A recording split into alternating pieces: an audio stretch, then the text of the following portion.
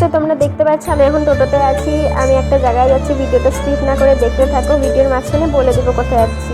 তো দেখো আমি ফাইনালি স্টেশনে চলে আসলাম, আমাদের জলপাইগুড়ি রোড স্টেশন। তো যাদের বাড়ি জলপাইগুড়ি তারা তো চেনই, আমার মা আসছিল আমাকে আগিয়ে দিতে। তো দেখো আর যেই ট্রেনে যাবো সেই ট্রেনটাও চলে আসলো ফাইনালি। আর অনেক সকালবেলা উঠে গেছিলাম। দেখো আজকের ওয়েদারটাও কত ভালো। তো আমাদের যেহেতু 6:10-এর ট্রেন ছিল, অনেক সকাল সকাল উঠে রেডি হয়ে স্টেশনে পৌঁছে গেছিলাম। তো ফাইনালি দেখো আমরা চলে গেছি। আর এই দেখো রামপুরহাট স্টেশন। তো তোমরা তো বুঝে গেছো আমি কোথায় আসছি, রামপুরহাটে পুজো দিতে।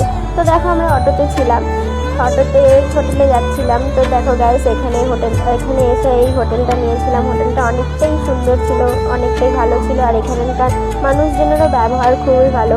তো আমরা এখানে 3 দিন স্টে করব, স্টে করে পুজো দিব। আর মেন আমাদের যাওয়া পুজো দেওয়ার জন্য। তো পুজোটা দেওয়া হয়ে গেলে ব্যাস বাড়ি চলে যাব, তার জন্য 3 দিনই থাকবো, বেশি দিন থাকবোও না। তো দেখো পরের দিন সকালবেলা ভোরবেলা উঠে গেছিলাম 4:30টার দিকে। উঠে তারপরে স্নান ধান করে রেডি হয়ে গেছিলাম। তো 5:30টা বাজছিল তখন। তারপরে এই যে আমি যাচ্ছি এখন পুজো দিতে সকালবেলা। তো লিফটে ওয়েট করতে করতে লিফটটাও ফাইনালি চলে আসলো। লিফট থেকে নেমে এরপরে যাব পুজো দিতে। তো কালকে দেখো অনেকটাই বৃষ্টি হয়েছিল, তাই রাস্তায় অনেক জল। তো দেখো গাইস ফাইনালি হেঁটে হেঁটে আসতে মন্দিরে পৌঁছে গেলাম।